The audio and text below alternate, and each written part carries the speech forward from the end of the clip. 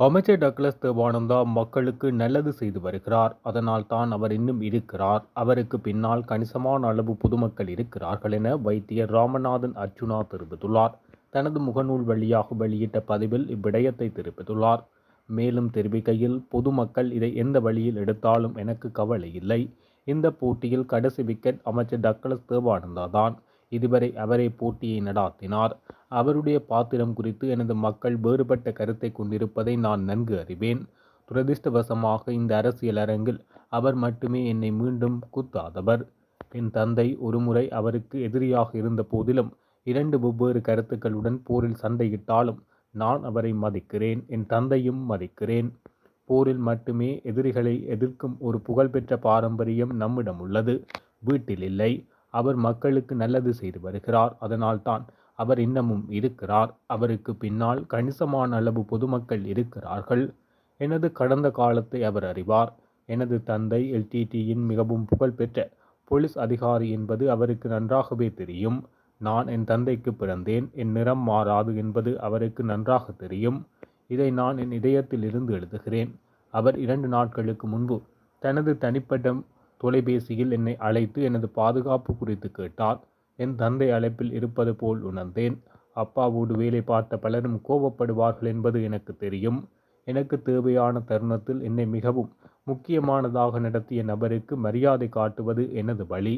எப்பொழுதும் தேர்தலில் தனக்கான இடத்தை பாதுகாத்து வந்த அவருக்கு அதற்கான அவசியமும் இல்லை. கருத்து சொல்வதற்கு முன் ஒரு முறைக்கு இருமுறை யோசியுங்கள். இந்த பயணத்தில் எல்லோரும் விரும்பினாலும் விரும்பாவிட்டாலும் அவர் பொதுமக்களுக்காக தனது சொந்த போரில் ஈடுபட்டார். அவருடைய நேர்மைக்கு நான் எப்போதும் மரியாதை செலுத்துகிறேன். உங்கள் கருத்துக்களை எழுதுங்கள். கேட்க ஆவலாக உள்ளேன். ஆனால் எதுவும் உண்மையை மாற்றாது என்றார். இதேவேளை குற்றம் சாட்டப்பட்ட வைத்தியசாலை நிர்வாகிகளை உடனடியாக மாற்றம் செய்து சுகாதார அமைச்சு புதன்கிழமைக்குள் ஒரு மாற்றத்தை செய்யாவிடில் நாங்கள் மீண்டும் நல்லூரில் சந்திப்போம் என வைத்தியர் அர்ச்சுனா ராமநாதன் தெரிவித்துள்ளார். வைத்தியர் அர்ச்சுனா தனது முகப்புத்தகத்தில் வெளியிட்டுள்ள நேரலையில் இந்த விடயத்தை குறிப்பிட்டுள்ளார்.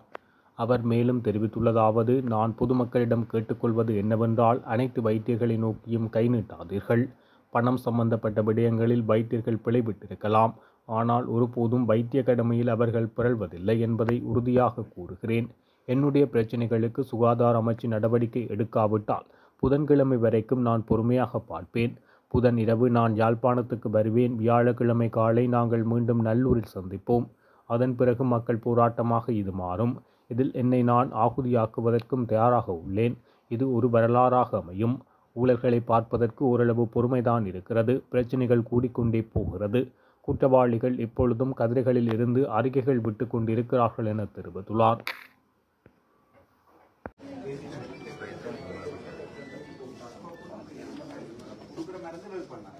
அப்போ எல்லாரும் காவேரி ஹாஸ்பிட்டல் போனால் பிரச்சனை நாங்கள் வெளியாளர் பிரைவேட்டுக்கு போக முடியும் சார். அப்படி அந்த ஒரு திட்டமிட்ட இதை நடந்துட்டு இப்போ எனக்கு சார் ஒரு இண்டிபெண்டன்ட் கமிட்டி நான் போகிறேன். எனக்கு அதில் போகிற ஒரு இஞ்சி டிபார்ட்மெண்ட் ஒரு தேவையில்லை.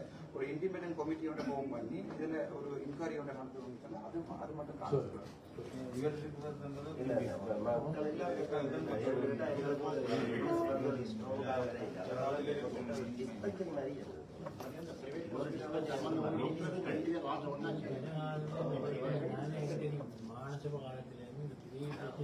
டைப் பி ஹாஸ்பிட்டல் விட குறைஞ்ச டைப் பி டிவிஷனல் ஹாஸ்பிட்டல் கூட இப்போ சவுத்தில் பார்த்தீங்கன்னா சார் 4 கன்சல்டன் 30-40 டாக்டர்ஸ் இருக்குது. டைப் பி ஹாஸ்பிட்டல் டைப் சிக்கு அடுத்தது டைப் பி, அடுத்த டைப் ஏ, அடுத்த ஜெனரல் ஹாஸ்பிட்டல் டைப் பி இப்படி இருக்கிறாங்க சார். 4 கன்சல்டன் கார்டில் ஒரு கன்சல்டன் தான் பெர்மனன்ட் கார்டில் இருக்குது.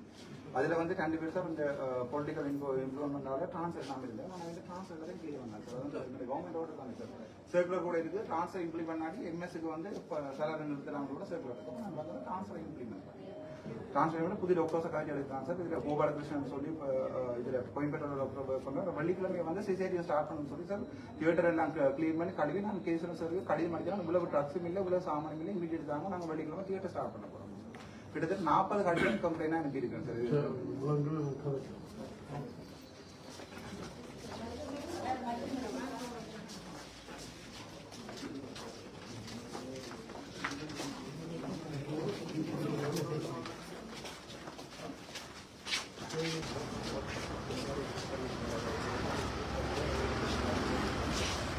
சார்.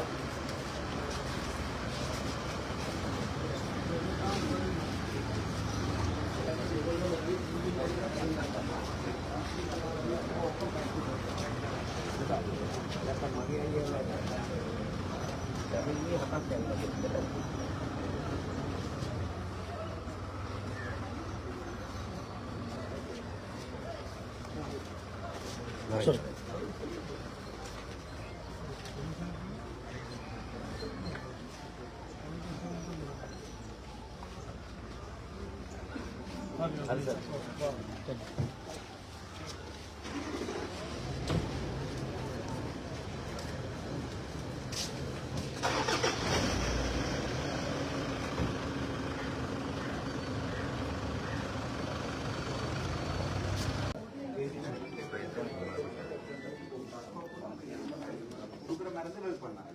அப்போ என்ன சாவடி ஹாஸ்பிட்டல் போனால் பிரச்சனை நாங்கள் வெளியாளர் பிரைவேட்டுக்கு போக முடியும் சார். அப்படி அந்த ஒரு திட்டமிட்ட இதை நடந்துட்டு இப்போ எனக்கு சார் ஒரு இண்டிபெண்டன்ட் கமிட்டி நான் போகிறேன். எனக்கு அதில் போகிற கூட இங்கே இருக்கணும்னு ஒரு தேவை இல்லை. ஒரு இண்டிபெண்டன்ட் கமிட்டியோட போகும் பண்ணி இதில் ஒரு இன்கொயரியோட நடந்து சொன்னால் அது மட்டும் காணும்.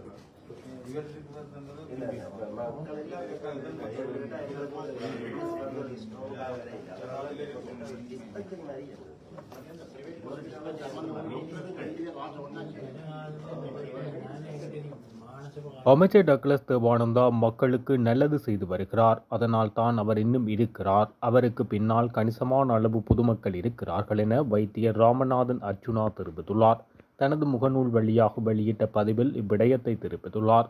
மேலும் தெரிவிக்கையில், பொதுமக்கள் இதை எந்த வழியில் எடுத்தாலும் எனக்கு கவலை இல்லை.